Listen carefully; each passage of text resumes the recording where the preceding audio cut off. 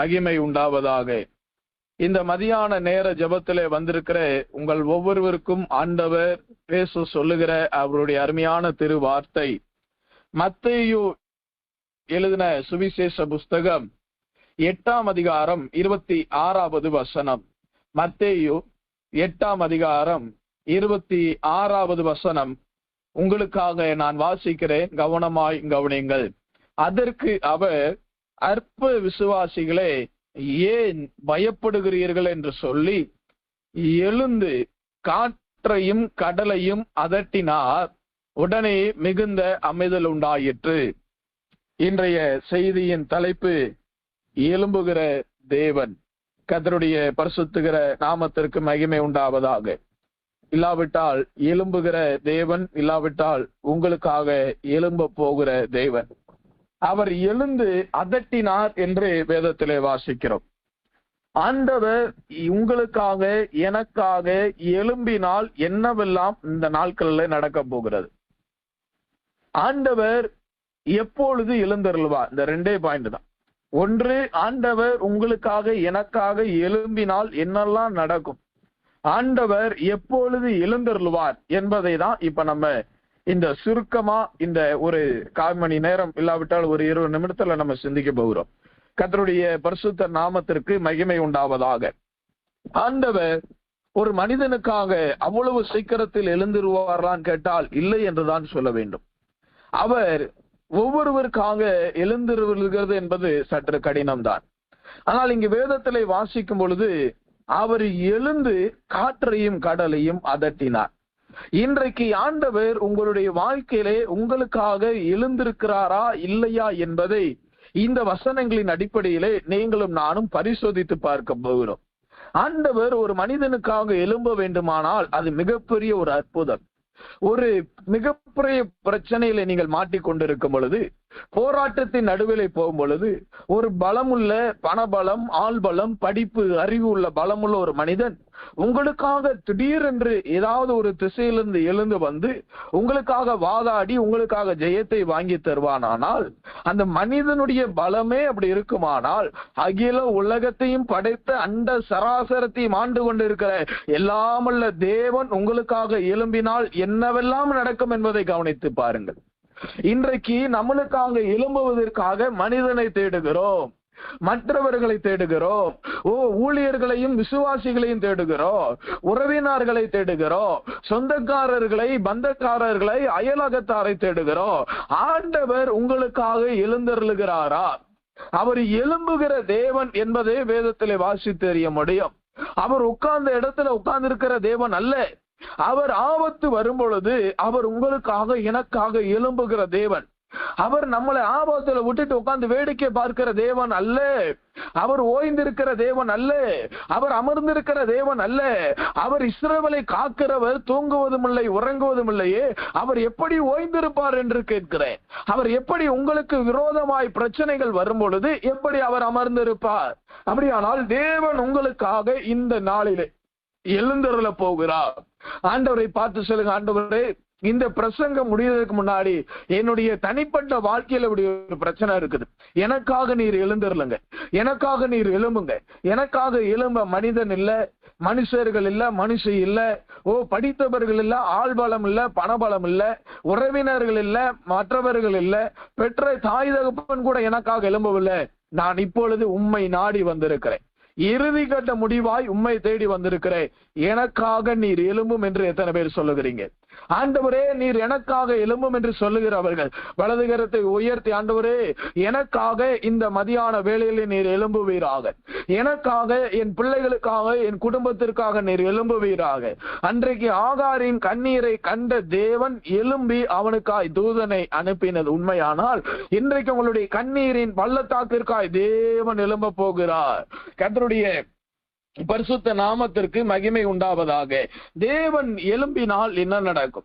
ஒரு மனிதனுக்காக தேவன் எழும்புவது என்பது சாதாரண விஷயம் அல்ல. அவர் பெரிய ஒரு கர்த்தர், ஆனால் அவர் நம்மளுக்காக எழும்புகிறார். அப்படி தேவன் உங்களுக்காக எனக்காக எழும்பினால் என்ன நடக்கும்? சங்கீதத்தின் புஸ்தகம் 9ஆம் அதிகாரம் 19வது வசனம். சங்கீதம் 9:10. எழுந்தருளும் கர்த்தாவே, மனுஷன் பலன் கொள்ளாதபடி செய்யும். ஜாதிகள் உம்முடைய சமூகத்திலே நியாயம் தீர்க்கப்பட கடவார்கள். எழுந்தருளும் கர்த்தாவே, மனுஷர்கள் பலன் கொள்ளாதபடி செய்யும். தேவன் எழுந்தருளும் பொழுது மனிதர்கள் பலனற்று போவார்கள். தேவன் உங்களுக்காக எழும்பும் பொழுது எல்லா மனிதனுடைய பலனையும் தேவன் அற்று போக பண்ணுகிறார். ஆண்டவர் உங்களுக்காக எனக்காக எழும்பும் பொழுது உங்களுக்கு விரோதமாய் எழுந்து கொக்கரித்துக் கொண்டு வருகிற மனிதனுடைய பலனை கர்த்தர் இல்லாமல் போக பண்ண போகிறார். இதுவரைக்கும் நீங்கள் எந்த மனிதனை கண்டு பயந்து கொண்டு இருக்கிறீங்க? எந்த மனுஷியை கண்டு பயந்து கொண்டிருக்கிறீங்க? இன்றைக்கு மதியான நேரத்தில் ஆண்டவர் சொல்றாரு, உனக்காக நான் எழும்புகிறேன். உங்கள் பிள்ளைகளுக்காக ஆண்டவர் எழும்பினார். மனிதர்கள் பலனற்று போவார்கள். பலனற்று போவார்கள் என்றால் என்ன அர்த்தம்? யோசுவா 5:1 வாசிக்கும் பொழுது, அவர்களுடைய இருதயம் இஸ்ரவேலுக்கு முன்பதாக கரைந்து அவர்கள் சோர்ந்து போனார்கள். அவர்கள் பெரிய பெரிய ஜாதிகள் தான், யோர்தானுக்கு மேலே வாழ்கிறவர்கள், உயரத்தில் இருக்கிறவர்கள் தான், நல்ல படிப்பறிவு உள்ளவர்கள் தான், பணபலம் ஆள்பலம் உள்ளவர்கள் தான். ஆனால் ஆண்டவர் சொல்லுகிறார், உனக்காக நான் எழும்புகிறபடியினால் அவர்கள் பலனற்று போவார்கள். அவர்களுடைய பார்வையிலே நீங்களும் நானும் வெட்டுக்கிளியை போல காணப்படலாம். எனக்கு அருமையான தேவனுடைய ஜனமே, நீங்களும் நானும் அவர்களுடைய பார்வைக்கு வெட்டுக்கிளி, ஆனால் ஆண்டவருடைய பார்வைக்கு அவர்கள் எல்லாரும் பலனற்றவர்கள். ஆண்டவர் உங்களுக்காக எழும்பும் பொழுது உங்களுக்கு விரோதமாய் எழும்புகிற மனிதனை கர்த்தர் பலனற்று போக பண்ணுகிறார். இந்த ஊழியத்திற்கு விரோதமாய், தனிப்பட்ட ஜீவியத்திற்கு விரோதமாய், குடும்பத்திற்கு விரோதமாய், பிள்ளைகளுக்கு விரோதமாய் எழும்புகிறவர்களை கண்டு கலங்கி கொண்டிருக்கிறீர்களா? கோலியாத் பெரிய பலசாலிதான்.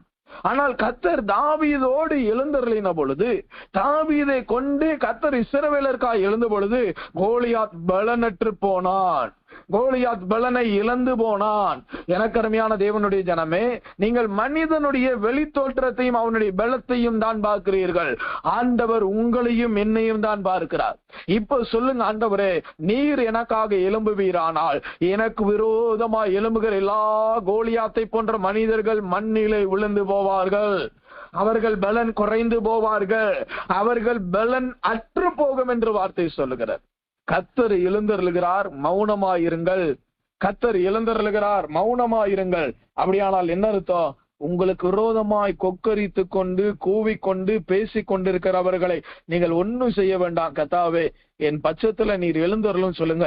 ஆண்டவர் உங்க பட்சத்துல எழுந்தா உங்களுக்கு விரோதமாய் பேசுகிற அத்தனை பேருடைய வாயையும் கர்த்தரே அடைத்து போடுவார். அவங்க எல்லாரும் இருக்கிற இடம் தெரியாம மௌனமாயிருவாங்க. அவங்க எல்லாரும் இருக்கிற இடம் தெரியாம மௌனமாயிருவாங்க. கர்த்தர் எழுந்தருளும் பொழுது மனிதன் பலனற்று போகிறான். அவன் மௌனத்திற்குள்ளாய் கடந்து போகிறான். அவனால எந்த காரியமும் செய்ய முடியாது. இரண்டாவது, தேவன் உங்களுக்காக எனக்காக எழுந்திருந்தால் என்ன நடக்கும்?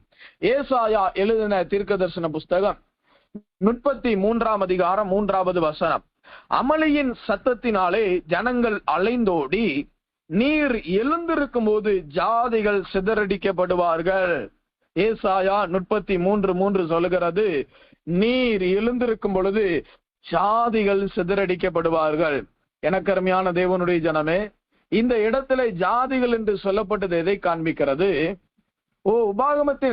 யோசுவாவின் புஸ்தகத்தை நீங்களும் நானும் வாசித்து பார்க்கும் பொழுது அங்கு ஆண்டவர் 7 விதமான ஜாதிகளை குறித்து பேசுகிறார். யோசுவாவின் புஸ்தகத்திலே 24 அதிகாரம் 11வது வசனத்தை வாசிக்கும் பொழுது, எமோரியர், பெர்சியர், கானானியர், ஏத்தியர், கிர்காசியர், ஏவியர், எபூசியர் என்று 7 ஜாதியார்களை கர்த்தர் உன் கண் முன்பதாக துரத்தி விடுவேன். அப்படியானால் ஜாதிகள் சிதறடிக்கப்படுவார்கள். இப்பேற்பட்ட பலம் பெருத்த ஜாதிகளை போன்ற மனிதர்களை, பொல்லாத மனிதர்கள் முதலாவது உங்களுக்கு முன்பதாக அடங்குவார்கள். இரண்டாவது, ஜாதிகளை உங்களுக்கு முன்பதாக துரத்த போகிறார். ஆண்டவர், எல்லாரும் சொல்லுவாங்க, ஆண்டவர் துரத்தினார். யார துரத்தினாரு?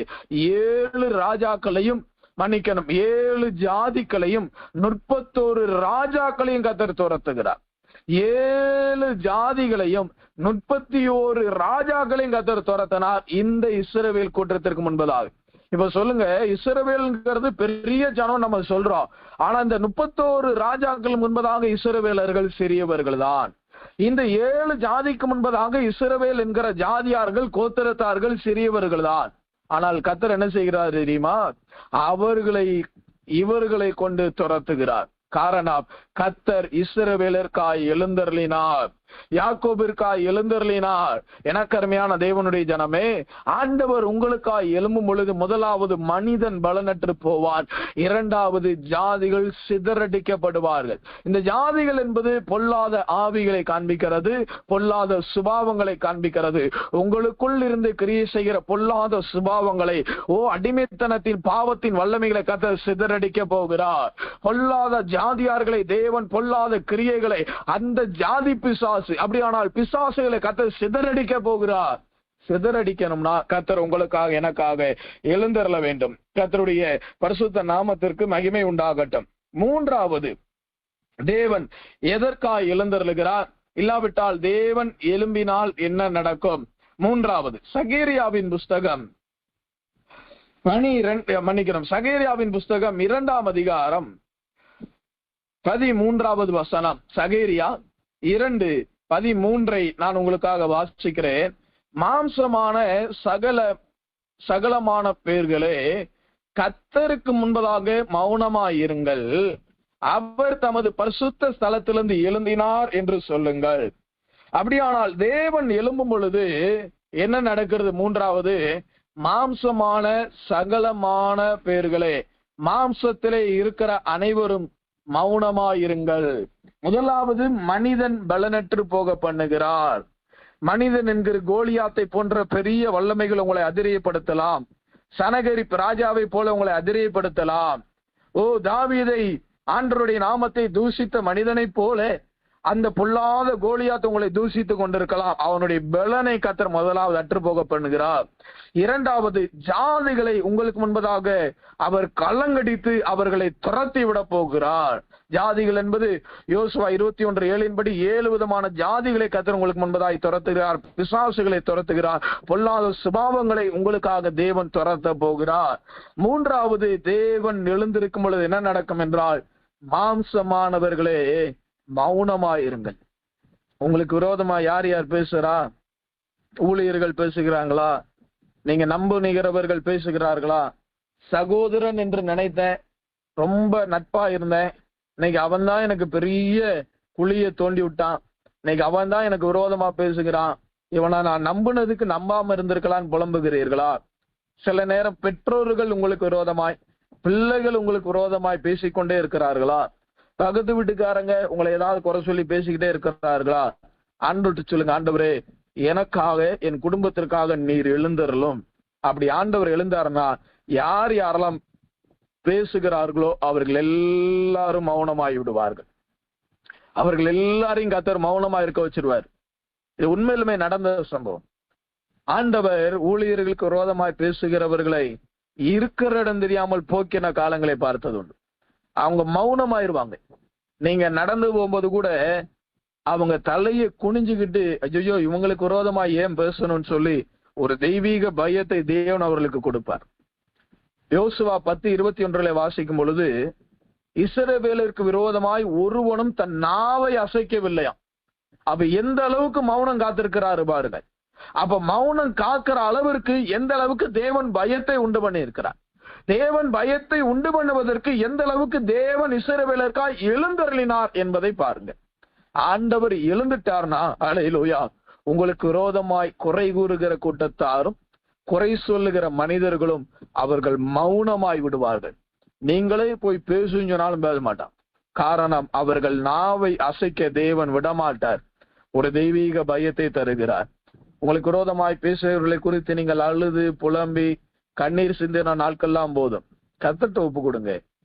ரோமர் 12:19 சொல்லுகிறது, பிரியமானவனே பழி வாங்குதல் எனக்குரியது, நானே பதில் செய்வேன். ஆண்டவர் பதில் செய்வார்.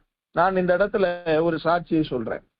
எனக்கு விரோதமாய் ஒரு ஒரு சகோதரி என்று சொல்ல முடியாது, ஒரு லேடி, ஒரு பெண், ஒரு ஒரு ஒரு தாயார், தாயின் வயது மதிக்கத்தக்கவர்கள், ஆனால் தாயார் அல்ல, அது அந்த இடத்துல இருக்க தகுதியானவர்கள் அல்ல. அவர்கள் எனக்கு என் மீது பயங்கர ஒரு கோபத்துல இருந்தாங்க. அப்ப என்னுடைய நம்பர் அவர்களுக்கு கிடைத்து அடிக்கடி எனக்கு போன் பண்ணி அவங்களுக்கு தெரிந்த அந்நிய பாஷையில பேசுவாங்க. நான் எதை சொல்றேன்னு உங்களுக்கு தெரியும். பயங்கரமா பேசிக்கிட்டே இருப்பாங்க. பயங்கரமா கிட்டத்தட்ட 1/2 மணி நேரம் அப்படி பேசி பேசி அவங்களுக்கே மூச்சு வாங்கி தண்ணீர், அவ்வளவுதான், தண்ணீர் இல்லாத தண்ணி தாக எடுத்துரும் போல அந்த அளவுக்கு பேசுவாங்க. இது நடந்து கொண்டே இருந்தது. என்னால் சகித்து கொள்ளவே முடியல. ஒரு நாள் ரொம்ப மனமுடைந்து ஆண்டவர்கிட்ட கேட்ட, ஆண்டவர் என்னதான் செய்யறது, இவங்களை நான் என்னதான் பண்றேன், ஏதாவது செஞ்சிடலாமா, இல்ல ஏதாவது பேசிடலாமா, இல்ல எங்கேயாவது ஏதாவது யார்ட்டையாவது சொல்லி இனிமே அவங்க போன் பண்ண வேணாம்னு சொல்லி ஏதாவது பேசிடலாமான்னு பார்த்தப்ப ஆண்டவர் சொன்னார், நீ தீர்மானம் பண்ணு. என்ன ஆண்டவரை தீர்மானம் பண்ணணும்? அவங்களுக்கு விரோதமா நான் ஒன்னும் பேச மாட்டேன் என்று தீர்மானம் பண்ணுனார். அவங்களுக்கு விரோதமா நான் ஒன்னும் பேச மாட்டேன், ஆனா அவங்க எனக்கு போன் பண்ண கூடாதுன்னு நான் ஆண்டவர்கிட்ட கேட்டேன். நான் சாட்சியா சொல்றேன், கிட்டத்தட்ட 1 வருஷத்துக்கு மேல ஆச்சு, இன்ன வரைக்கும் அவங்களை எனக்கு போனே பண்றது இல்லை. இன்னொன்னு சொல்லிட்டா, நான் போன் பண்றேன் அவங்க எடுக்கிறதே கிடையாது. நான் சமாதானத்திற்கு போன் பண்ணா கூட எடுக்கிறது கிடையாது.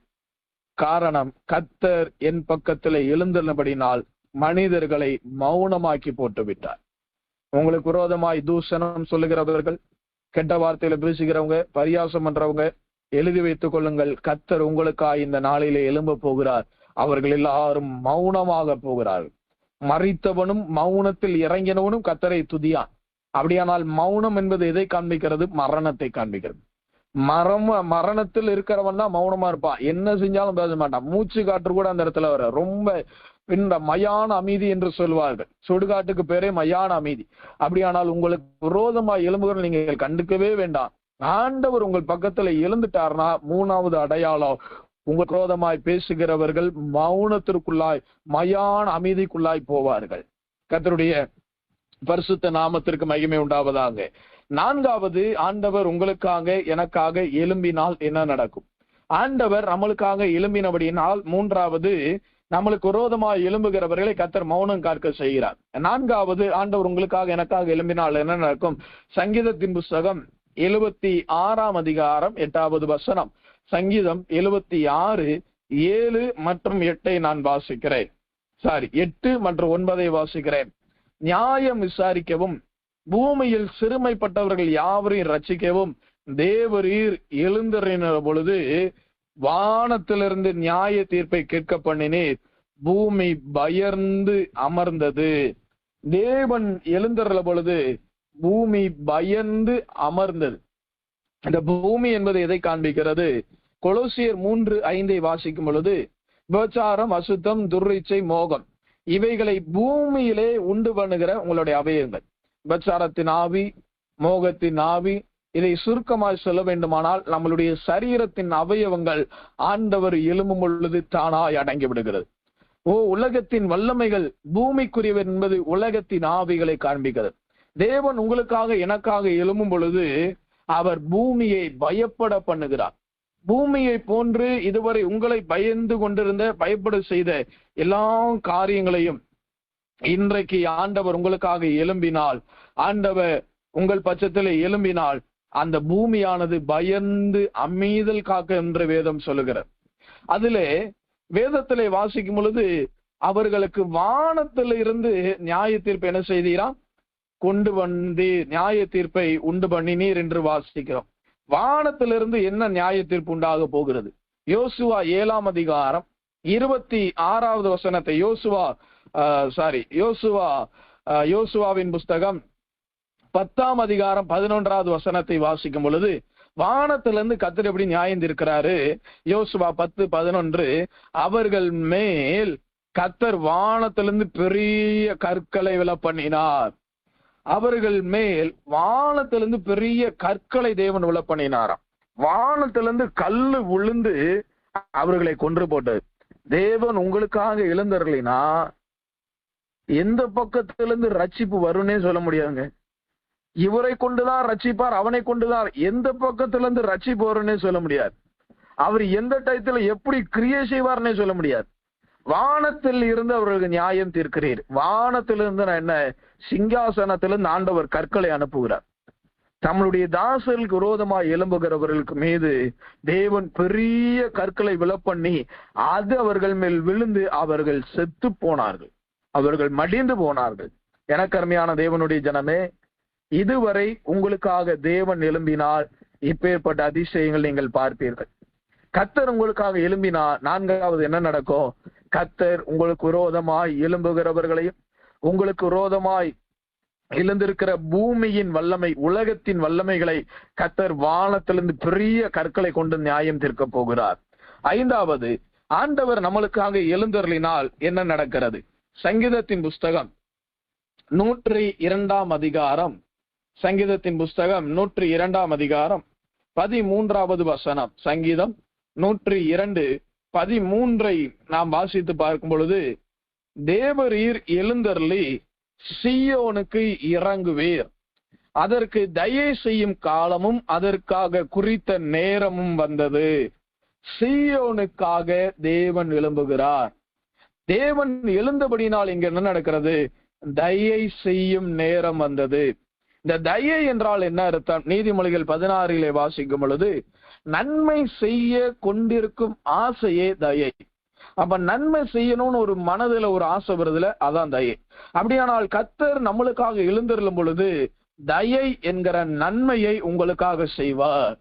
அவர் அப்போஸ்தலர் 10:38 வாசிக்கும் பொழுது, அவர் நன்மை செய்கிறவராய் சுற்றி திரிந்தார்.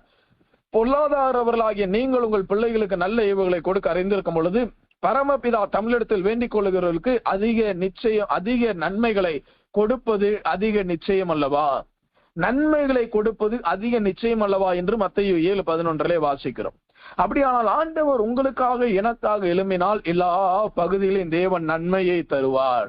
உங்கள் குடும்பத்திற்கு நன்மை வரணும், உங்க பிள்ளைகளுக்கு நல்லது நடக்கணும், இதுவரை இருந்த தீமையெல்லாம் நன்மையா மாற்றப்படணும்னா கர்த்தர் உங்களுக்காக எழும்பணும். கர்த்தர் உங்களுக்காக எழுந்தருளினால் ஐந்தாவது, ஆண்டவர் உங்களுக்கு நன்மை செய்கிறவராய் மாறுகிறார். கிழக்கிலிருந்து நன்மை வரும், மேற்கிலிருந்து நன்மை வரும், வடக்கு தெற்கு பகுதியிலிருந்து நன்மைகள் வரும். வடக்கை நோக்கி வைத்திராதே என்றும் தெற்கை நோக்கி கொடு என்றும் ஆண்டவர் கட்டளை இடுகிறாராம். அப்படியானால் ஆண்டவர் உங்களுக்கும் எனக்கும் நன்மை செய்கிறவராய் காணப்படுகிறார். ஆண்டவர் நம்மளுக்கு நன்மை செய்யணும்னா, உலகத்தார்கள் நம்மளுக்கு தீமையை உதறி தள்ளிவிட்டு நம்மளுக்கு தீமை செய்தவர்கள் நன்மை செய்யணும்னா ஆண்டவர் நம்மளுக்காக எழுந்தருள வேண்டும். ஆண்டவர் உங்களுக்காக எனக்காக எழும்பினால் எல்லா பகுதியிலிருந்து நம்மளுக்கு நன்மை கிடைக்கும். எனக்கு அருமையான தேவனுடைய ஜனமே, ஆண்டவர் எழும்பினால் 5 காரியம் நடக்கும் சொன்னேன். முதலாவது, மனிதர்கள் பலனற்று போகிறார்கள். இரண்டாவது, ஜாதிகளாகிய பிசாசுகளை இல்லாவிட்டால் பொல்லாத சுபாவங்களை தேவன் துரத்துகிறார். மூன்றாவது, தேவன் எழும்பும் பொழுது உங்களுக்கு விரோதமாய் பேசினவர்கள் மயான அமைதிக்குள் மௌனத்திற்குள் கர்த்தர் அனுப்ப போகிறார். நான்காவது, பூமியை கர்த்தர் நியாயம் தீர்க்க போகிறார். அதாவது உலகத்தின் வல்லமைகளை தேவன் உங்களுக்காக எழும்பும் பொழுது பெரிய கற்களை அனுப்பி நியாயம் தீர்ப்பார். ஐந்தாவது, உங்களுக்காய் தயை செய்வார். தயை என்பது நன்மை. உங்களுக்கு எல்லா மனிதரிடத்திலிருந்து நன்மை வருகிறது. இப்ப ஆண்டவர் எழுந்தால் இதெல்லாம் நடக்கும்னு சொன்னேன். ஆண்டவர் எப்ப எழும்புவார்? இப்ப அதான் ரொம்ப பெரிய கேள்வி.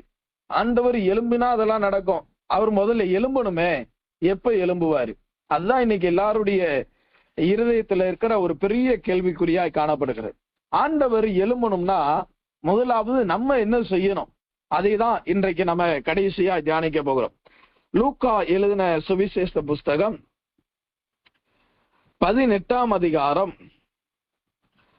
5வது வசனத்தை வாசிக்கும் பொழுது, இந்த விதவை என்னை எப்பொழுதும் தொந்தரவு செய்கிறபடியினால் இவள் அடிக்கடி வந்து என்னை அலட்டாதபடிக்கு இவளுக்கு நியாயம் செய்ய வேண்டும் என்று தனக்குள்ளே சொல்லிக் கொண்டு என்று வேதத்திலே வாசிக்கிறோம். அப்படியானால் ஆண்டவர் உங்களுக்கும் எனக்கும் நியாயம் செய்ய வேண்டுமானால் அவரை ஓயாமல் அலட்ட வேண்டும். அதே தானியேல் 9:19 நீங்களும் நானும் வாசிக்கும் பொழுது, கர்த்தாவே தாமதம் இல்லாமல் செய்யும் என்று சொல்லி அந்த மனிதன் தானியேல் தேவனை பார்த்து ஜெபிக்கிறார். அப்படியானால் ஆண்டவர் உங்களுக்கும் எனக்கும் எழுந்திருக்க வேண்டுமானால் நீங்களும் நானும் அவரை அலட்ட வேண்டும்.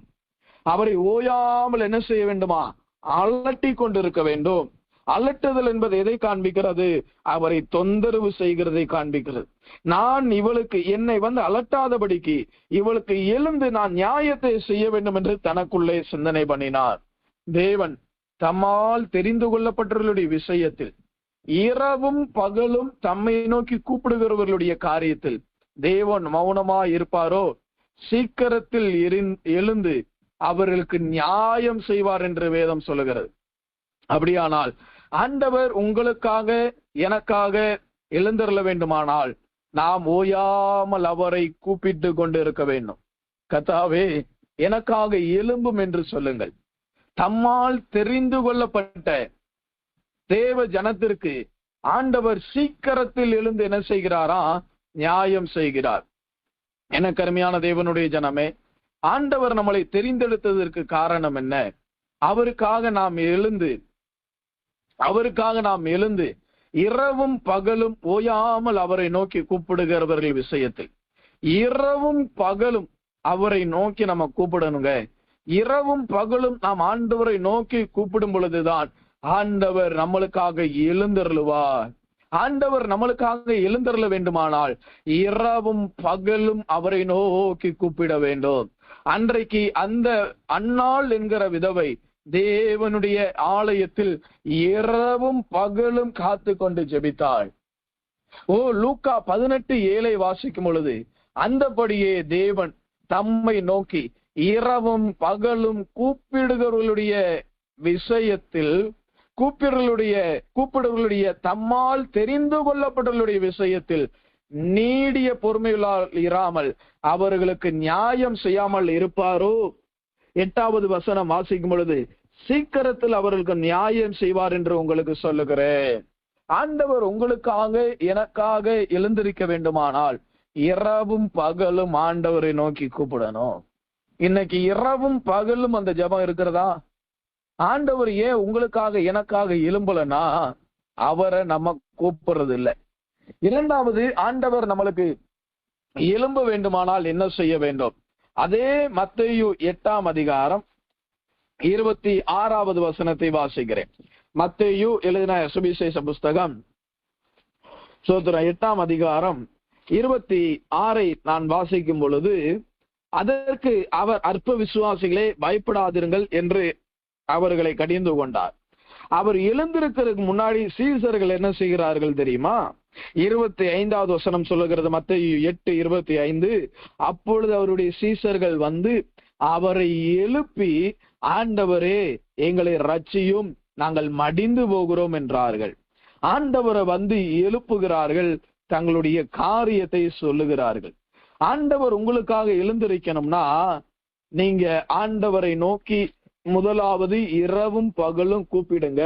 இரண்டாவது, உங்களுடைய மனதின் காரியத்தை தேவனுக்கு தெரியப்படுத்த வேண்டும். ஆண்டவரை நோக்கி எழுப்புங்கள். ஐயோ மடிந்து போகிறோம் என்று அவரை எழுப்பினார்கள். அவர் எழுந்து காற்றையும் ஜலத்தினால் கொந்தளிப்பையும் அதட்டினார். ஆண்டவரை நீங்களும் நானும் எழுப்பணும். ஆண்டவர் சொல்றாரு, உங்களுக்காக நான் எழும்பணும்னா முதலாவது இரவும் பகலும் என்னை நோக்கி கூப்பிடு. உன்னுடைய விஷயத்தில் நான் நீடிய பொறுமையுள்ளவராய் இருக்க மாட்டேன், நான் தாமதியாமல் எழுந்திருக்க போகிறேன். இரண்டாவது, ஆண்டவர் எழுப்பணும்னா அவரை நீங்களும் நானும் எழுப்பணும். எப்படி எழுப்புறது? உங்களுடைய மனதின் காரியத்தை சொல்லி எழுப்பும் பொழுது, நித்திரையா இருந்தா, தூக்கத்துக்கும் நித்திரைக்கு வித்தியாசம். தூக்கம்ங்கிறது கொஞ்ச நேரம், கோழி தூக்கம் தூங்கினான்னு சொல்லுவாங்க. நித்திரைங்கிறது நல்ல இன்பமான நித்திரை, அயர்ந்தர நித்திரைக்கு பேர் தான் நித்திரை. நல்ல டீப் ஸ்லீப்ல ஆண்டவர் இருந்திருக்கிறார். அப்ப ஆண்டவர் நல்ல நித்திரையில இருக்கும்போது அவர் எப்படி உலுக்கி எழுப்பியிருப்பாங்க. ஆண்டவர் உங்களுக்காக எழும்பணும்னா அவரை விடாமல் தொந்தரவு செய்யுங்கள். அவரை விடாமல் தொந்தரவு செய்யுங்கள். அப்படி பண்ணலாமா? பண்ணலாம். என்னுடைய கரத்தின் கிரிக்கு கட்டளையிடும் தான் ஆண்டவர் சொல்லுகிறார். நாம் அவருடைய பிள்ளைகள். ஒரு குழந்தை ஒரு ஆபத்து வந்த உடனே தன் தகப்பன் இடத்துல போய் எழுப்பினோடனே, தகப்பன் எழுப்பினோடனே தகப்பன் குழந்தைய அடிப்பானா? அந்த பிரச்சனை என்னன்னு போய் பார்ப்பான். அப்படியானால் இல்லாமல்ல தேவன் நம்மளுக்கு தகப்பனா இருக்கிறார். ஆண்டவர் உங்களுக்காக எழும்பினால் 5 காரியம் நடக்கும். எப்பொழுது அவர் எழும்புவார்? இரவும் பகலும் அவரை நோக்கி கூப்பிடும் பொழுது எழும்புவார். இரண்டாவது, உங்களுடைய பிரச்சனைகளை நீங்கள் ஆண்டவரிடத்துல சொல்லி அவரை அலட்டி அவரை உலுக்கி எழுப்பும் பொழுது ஆண்டவர் எழும்புவார். இப்ப நம்ம செபிக்க போகிறோம். ஆண்டவரை எழுப்ப போகிறது உங்களுடைய வேலை. கண்களை மூடுவோம். உங்களுக்கு இந்த 5 காரியத்துல எந்த காரியம் தேவைங்கிறது உங்களுக்கு தான் தெரியும். இது ஆண்டவர் எனக்கு கொடுத்த குறிப்பு, அவ்வளவுதான்.